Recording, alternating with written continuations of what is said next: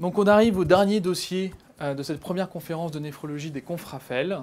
Le dernier dossier est pour moi le dossier qui va être le plus difficile, mais aussi le plus transversal, et celui qui se rapprochera probablement le plus avec le dossier 4 de ce que vous pouvez avoir en DCEM4 et aux ECN, orienté néphrologie.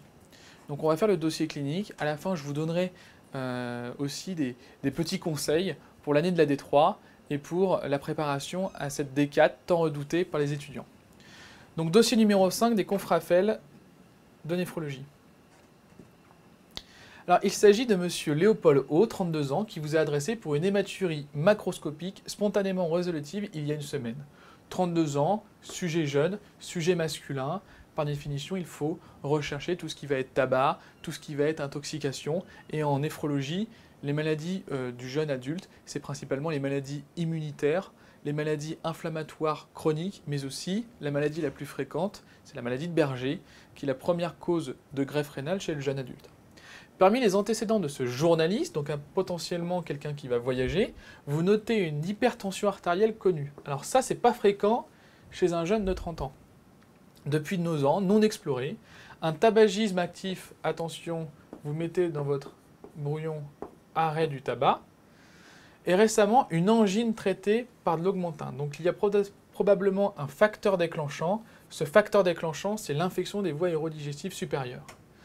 D'un point de vue familial, il vous dit avoir un frère sourd de naissance, donc ça, en néphrologie, ça va avoir son importance, surtout si on va s'orienter sur une maladie glomérulaire.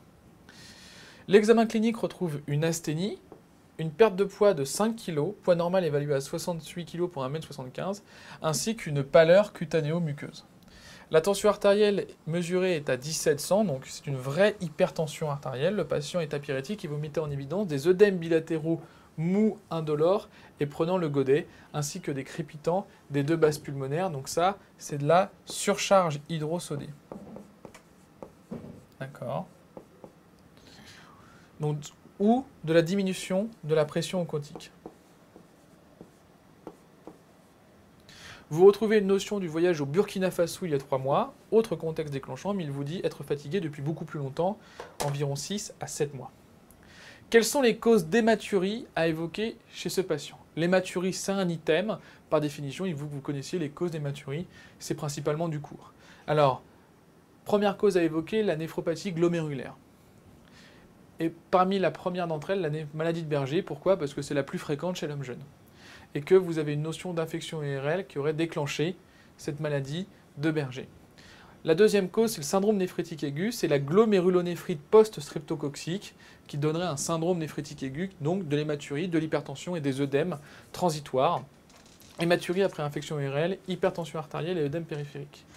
La troisième cause, donc tout ça, je vous rappelle que ce sont des maladies glomérulaires. Et la troisième maladie glomérulaire à évoquer était la maladie d'Alport. Celle-là, je vous ai mis un point, mais elle ne sera probablement pas cotée aux ECN, tout simplement parce que c'était difficile, mais il fallait systématiquement l'évoquer devant l'antécédent familial de surdité. La néphropathie glomérulaire, c'est bien d'avoir pensé, mais il n'y a pas que les reins qui peuvent donner des hématuries, il y a aussi toutes les causes urologiques de l'appareil urologique, donc le carcinome urothélial, le cancer de la vessie. Pourquoi? Parce que le patient il fume et parce qu'on est dans un contexte d'altération de l'état général avec une perte de poids.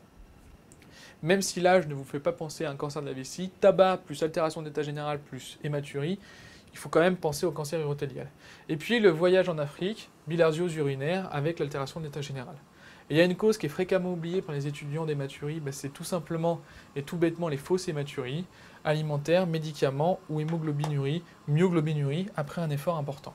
Donc au bilan initial, vous mettez en évidence une anémie, vous allez mettre en évidence une insuffisance rénale par définition aiguë parce qu'il ne vous est pas dit qu'il y avait des antécédents d'insuffisance rénale chronique. Insuffisance rénale plutôt d'allure organique. Pourquoi? Parce que le rapport urée sur créate est inférieur à 50. Je vous rappelle que lorsque ce rapport est supérieur à 100, ce rapport est très évocateur d'une insuffisance rénale aiguë fonctionnelle, une hypovolémie, ou alors la prise de médicaments type IEC et INS. Au niveau du ionogramme, hyponatrémie, hyperkaliémie, hypochlorémie et diminution des réserves alcalines, une acidose, donc un vrai trouble hydroélectrolytique et acido-basique. Vous retrouvez l'hypocalcémie avec une hyperphosphorémie, une albuminémie quasi normale, il faut toujours même de manière systématique calculer la calcémie corrigée, à la bandelette urinaire une protéinurie significative associée à une hématurie significative. La protéinurie est environ à 2 grammes par 24 heures. L'échographie retrouve des reins de petite taille, pas de dilatation des cavités pylocaïtielles. Donc là, on va partir sur de l'insuffisance rénale, qui va être finalement probablement chronique. Pourquoi? Parce que vous avez l'hypocalcémie, l'hyperphosphorémie, vous allez avoir l'anémie, et vous avez l'échographie qui retrouve des reins plutôt de petite taille. Donc quel est l'état d'hydratation de votre patient est justifié? Question facile, interprétation de la biologie et de l'examen clinique. Là, il s'agit d'une hyperhydratation globale. Pourquoi? Parce qu'elle est à la fois intracellulaire du fait de l'hyponatrémie avec hypoosmolalité, et puis vous avez une hyperhydratation qui va être aussi extracellulaire. Ça, c'est de la clinique, les œdèmes des membres inférieurs et les crépitants bibaso-pulmonaires. Vous décidez de réaliser une ponction biopsie rénale, ce qui était une bonne idée. Quelles sont les précautions à prendre au préalable? Alors, lorsque vous réalisez un geste invasif, comme ça peut l'être de la ponction biopsie rénale, parce que je vous rappelle que ce n'est pas sans risque et qu'il y a des contre-indications, il faut systématiquement informer le bilan, et là le mot-clé était consentement libre et éclairé. C'est un peu comme les recherches génétiques, systématiquement il faut que vous fassiez signer le papier de consentement à votre malade. Évidemment, vous complétez le bilan par un bilan d'hémostase indispensable avant de réaliser une PBR, donc TP-TCA. Ce qui revient aussi à la mode, c'est le PFA, qui sont le reflet en fait du temps de saignement d'un point de vue biologique. Bilan pré-transfusionnel, le CBU, et vous vous assurez d'un équilibre tensionnel. Je vous rappelle que le patient était très hypertendu. Avant de réaliser une ponction biopsie rénale, c'est toujours beaucoup plus propre de le faire chez votre patient qui a une tension artérielle la plus normale possible. Les résultats de la ponction biopsie rénale vous reviennent. Vous retrouvez en microscopie optique une hypertrophie mésangiale, et à l'immunofluorescence, vous allez retrouver des dépôts humains intramésangiodiffus à type d'IgA et de C3. Lorsqu'on vous donne des résultats de ponction biopsie rénale, vous avez toujours d'abord l'analyse microscopie optique, l'analyse en immunofluorescence par la suite. Dans certaines équipes, vous allez avoir aussi l'analyse en microscopie électronique, mais ça se fait beaucoup moins en France. Retenez principalement microscopie optique et immunofluorescence. Quel est votre diagnostic précis et justifié? Donc là, on vous demande de justifier. Il faudra par conséquent faire tout ce qui va être terrain, antécédent, fréquence et tout le moyen mémotechnique que je vous ai donné. La maladie principale, maladie de Barger ou néphropathie à dépôt d'IgA. Pourquoi? Terrain, adulte jeune, anamnèse hématurie macroscopique avec facteur déclenchant, c'est l'infection ORL. Vous avez l'argument de fréquence, je vous rappelle que la maladie de Barger est la glomérulopathie la plus fréquente du sujet jeune. Au niveau clinique, vous avez des signes spécifiques de l'insuffisance rénale et des complications de l'insuffisance rénale chronique. Et puis paraclinique, insuffisance rénale probablement chronique, et au niveau de l'histologie, c'est surtout les dépôts intramésangiaux d'IgA. Il reste un autre élément de justification, c'est pas d'argument pour un diagnostic différentiel ou une cause secondaire. Les causes secondaires de néphropathie à IgA sont la cirrhose éthylique, là votre patient il ne boit pas, il n'y a pas de bloc bêta-gamma électrophorèse, il n'y a pas de cétolyse hépatique. Il n'y a pas d'argument pour dire que c'est une purpura rhumatoïde, et ça ce sont les autres diagnostics qui peuvent donner des néphropathies à IgA, plus anecdotiques. À la question 5, on vous demande d'expliquer les anomalies phosphocalciques et les différentes complications possibles. Citez les différents traitements à proposer spécifiquement devant cette anomalie biologique. Les anomalies phosphocalciques étaient l'hypocalcémie et l'hyperphosphorémie. Alors là, ce qui aurait dû être nécessaire, éventuellement vous auriez pu mettre la valeur de la calcémie corrigée, en fait qui était grosso modo égale à celle de la calcémie mesurée, puisque l'albumine était à 35, approximativement 40, donc ça n'aurait pas changé grand-chose. Mais vous aviez une vraie hypocalcémie, avec l'hyperphosphorémie associée. Pourquoi? Hyperparathyroïdie secondaire avec déficit en vitamine D, secondaire à la perte de la fonction endocrine du rein ou de l'absence d'hydroxylation en analpha. Je vous rappelle que c'est la première fonction endocrine qui est perturbée au cours d'une insuffisance rénale chronique. Le traitement, supplémentation en calcium, apport de plus d'1 gramme de calcium par jour, et les chélateurs du phosphore, soit du carbonate de calcium, type calcidia pendant les repas, ou du rénagel, ce sont des chélateurs qui sont non calciques. Quelle est la prise en charge du patient? On arrive du coup devant le cas prise en charge d'une maladie insuffisance rénale chronique, dont je vous ai donné déjà les plans. La prise en charge, elle est multidisciplinaire, globale et long cours, sont les 3 termes magiques de la prise en charge d'une maladie chronique. Pas de traitement étiologique ici. Mesures de néphroprotection.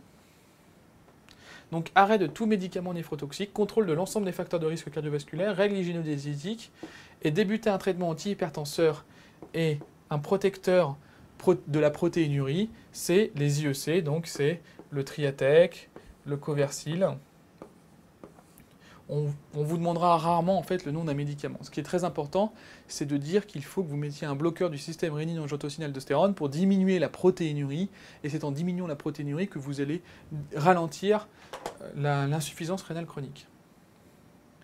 Il faut aussi prévenir et traiter les complications, éviter la dénutrition, même si c'est une glomérulopathie, vous donnez quand même nourrir vos malades par des régimes hypercaloriques et protidiques entre 0,7 et 1 g/kg, adapter les posologies à la fonction rénale, traiter l'anémie par du fer, voire de l'érythropoïétine, traiter l'ostéodystrophie par du carbonate de calcium, donc c'est les chélateurs du phosphore.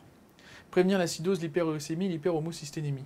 Et puis, préparer à l'hémodialyse, préservation du capital veineux, cartographie des membres supérieurs, confection d'une voie d'abord type fistule artério-veineuse et vaccin anti-hépatite B. Ça, c'est d'autant plus important que votre patient est jeune.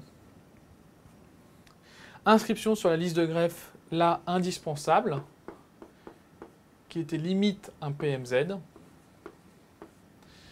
Éducation du patient sur les objectifs thérapeutiques qu'on retrouve dans le cas clinique numéro 2 de cette conférence. Proscrire l'automédication, d'autant plus que le patient il est insuffisant rénal, donc ce n'est pas les mêmes posologies, il y a des médicaments qui seront beaucoup plus dangereux, je pense en premier lieu aux AINS que l'on peut retrouver en vente libre. Vaccin antigrippal et antipneumococcique, et puis les prises en charge de la psychothérapie, la déclaration d'ALD30 et la surveillance clinique et paraclinique de l'efficacité et de la tolérance du traitement. Donc vous avez vu, c'est le même plan qu'il faut quasiment toujours remettre. Vous verrez qu'en D4, ce genre de questions-là, vous allez mettre 10 minutes à répondre, ce qui sera une bonne vitesse, puisque vous ne pouvez pas vous permettre de passer 20 minutes sur des questions, surtout quand on a 9 par cas clinique. Alors après quelques années de surveillance, la fonction rénale de votre patient ne cesse de se dégrader et vous envisagez la transplantation rénale. Le bilan pré-greffe ne retrouve aucune contre-indication à la greffe rénale. Citez les principales contre-indications de la greffe rénale. Donc ici, il y en a 3 absolues que vous devez absolument connaître. C'est les antécédents de cancer métastatique, les pathologies psychiatriques qui vont rendre l'observance difficile, et le cross-match positif juste avant la greffe. Ça, ce sont des contre-indications relatives. Le rapport bénéfice-risque défavorable. L'âge supérieur à 70 ans, c'est moins vrai maintenant. On envisage maintenant de greffer des gens qui ont 70-75 ans. L'infection au VIH au stade SIDA, sauf si ce sont des greffes préemptives, l'infection évolutive, les antécédents de cancer inférieurs à 5 ans. Connaissez-vous les règles générales de prélèvement d'organes et des différents échelons de priorité d'attribution de greffons? Malheureusement, ce genre de questions sont des questions qui sont difficiles, mais ce sont des questions qui sont, à mon avis, à la mode du fait de la transplantation rénale. Même si le nombre a du mal à décoller, ce sont des traitements qui se font de plus en plus et que vous devez connaître. Parce que même en tant que médecin généraliste, vous allez être de toute façon toujours confronté au cours de votre pratique à un patient qui sera greffé rénal. Alors les règles d'éthique sont organisées selon 4 principes principaux: l'inviolabilité du corps humain, l'anonymat, la gratuité du don d'organes et l'interdiction de publicité en faveur d'une personne ou d'un organisme. Les différents échelons de priorité d'attribution sont l'échelon national et l'échelon interrégional. Alors l'échelon national, ça il faut connaître, c'est on greffe de manière en extrême urgence les patients dont la vie est menacée à court terme, les patients hyper immunisés, les patients de moins de 16 ans et les patients qui n'ont aucune incompatibilité HLA avec le donneur. En deuxième échelon, c'est les priorités interrégionales, c'est favoriser la transplantation rénale dans l'activité de la région.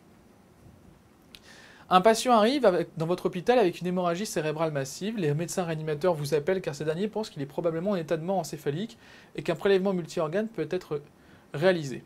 Quelles sont les conditions de prélèvement d'un donneur cadavérique? Donc ça c'est pareil, c'est une question qu'il faut connaître parce que vous serez de toute façon confronté à votre pratique clinique de manière assez fréquente à ce genre de situation. Donc premièrement, il faut un diagnostic rigoureux de mort encéphalique. Évidemment, vous n'allez pas vous amuser à prélever des organes chez quelqu'un où on n'est pas sûr du caractère vrai de mort. Donc pour ça, le diagnostic rigoureux, c'est un diagnostic clinique, abolition des réflexes du tronc cérébral, donc c'est le score de Glasgow-Liège, absence de ventilation spontanée, absence de conscience et test d'hypercapnie négatif. Au niveau paraclinique, 2 électroencéphalogrammes plats pendant 30 minutes à 4 heures de stimulation, à 4 heures d'intervalle avec stimulation, ou alors une angiographie des axes cérébraux montrant une absence de flux artériel. Et tout ça en absence d'hypothermie, de sédation ou d'hypothyroïdie. Un certificat de mort encéphalique est donc par conséquent signé par 2 médecins n'appartenant pas à l'équipe de greffe, ça c'est extrêmement important. L'absence du nom du donneur dans le registre national du refus de greffe doit être aussi important à rechercher. Recueillir aussi le consentement familial, c'est pas obligatoire mais ça fait toujours plus propre. Assurer la sécurité sanitaire du receveur et le prélèvement multiple chez le donneur dont les sérologies virales. N'ayant aucun donneur vivant compatible, vous décidez de réaliser une greffe par donneur cadavérique. Le geste opératoire se passe bien et le patient ne présente aucune complication péropératoire. Néanmoins, le patient que vous avez greffé présente une insuffisance rénale importante après 5 jours, avec une diurèse conservée à 2,5 litres par 24 heures. Les imageries sont rassurantes, le patient est sous protocole d'immunosuppression bien conduit et la greffe ne semblait pas présenter de risque majeur, notamment au niveau de la compatibilité HLA. Vous décidez d'appeler alors l'agence de biomédecine qui se renseigne sur le rein à Delphes. Le rein à Delphes, en fait, c'est le deuxième rein du donneur qui aura été greffé dans un autre centre que le vôtre. Et le rein à Delphes, lui aussi, présente une anomalie similaire avec une créatinine à 600 micromoles par litre. Quelle est donc la complication évoquée devant cette reprise retardée du greffon? Quel est alors le traitement si ce que vous évoquez est juste?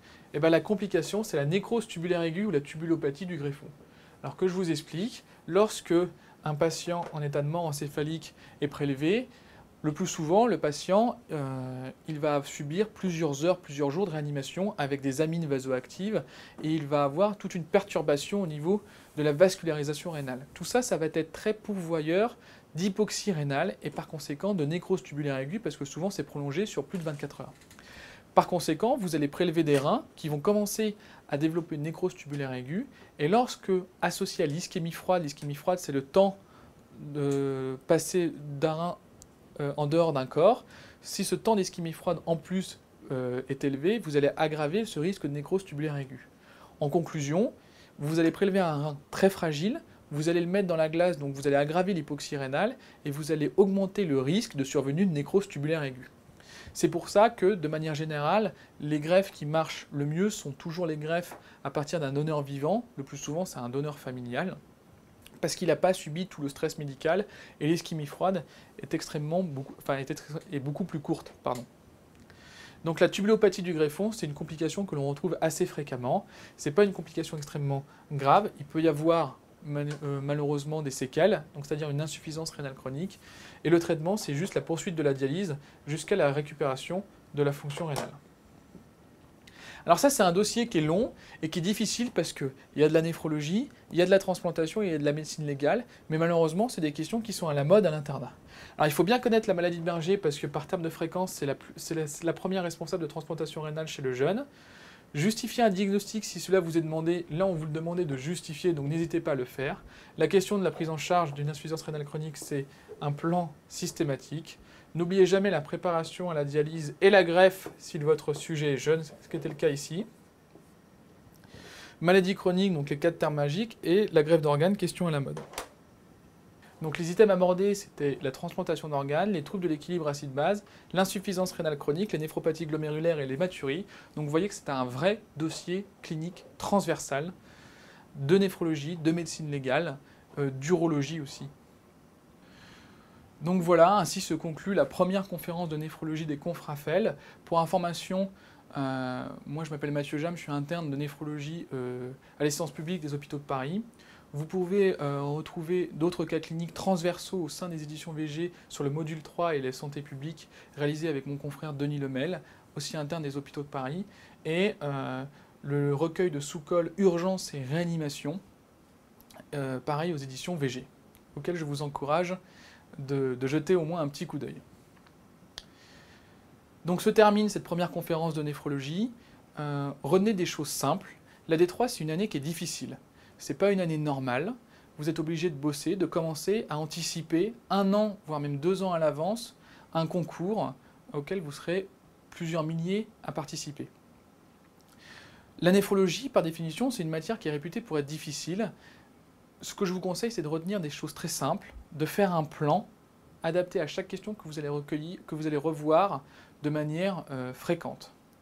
Essayez si possible de bosser votre néphrologie après avoir bossé tout ce qui va être cardiologie, pneumologie, hématologie, parce que la néphrologie, c'est vraiment la matière transversale par définition qui tombe fréquemment à l'internat sous la forme de questions dans plusieurs cas cliniques, voire même d'un cas clinique entier. Néanmoins, je vous encourage aussi à ne pas vous disperser, à apprendre tout ce qui va être syndrome un peu bizarre, tout ce qui va être signe clinique un peu bizarre. Restez sur des choses très simples. Par exemple, il existe au niveau des épreuves internat des cas cliniques de néphrologie pure. Et ce qu'on vous demandait, c'était de calculer une clairance, c'était de déterminer un état d'hydratation, déterminer des troubles phosphocalciques et des prises en charge très simples et très quotidiennes. Ce que je vous rappelle, c'est qu'aussi les ECN, c'est un examen classant qui va classer non pas les meilleurs d'entre vous, mais ceux qui auront réussi à être les plus méthodiques et ceux qui auront réussi à classer leurs connaissances de la meilleure manière possible.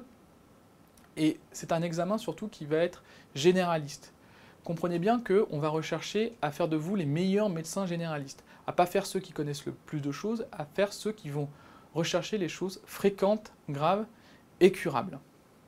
Donc voilà, donc soyez bien systématique dans ce que vous apprenez, vous éparpillez pas, faites-vous des bonnes fiches pas trop longues, des connaissances bien ciblées, et vous allez voir qu'à l'internat, les points que vous allez gagner, ce n'est pas forcément sur les connaissances les plus pointues que vous allez avoir, et les points que vous allez perdre, malheureusement, ce seront sur des petits détails, sur des calculs de clairance ou sur des trucs grossiers dont vous ne pouvez même pas imaginer.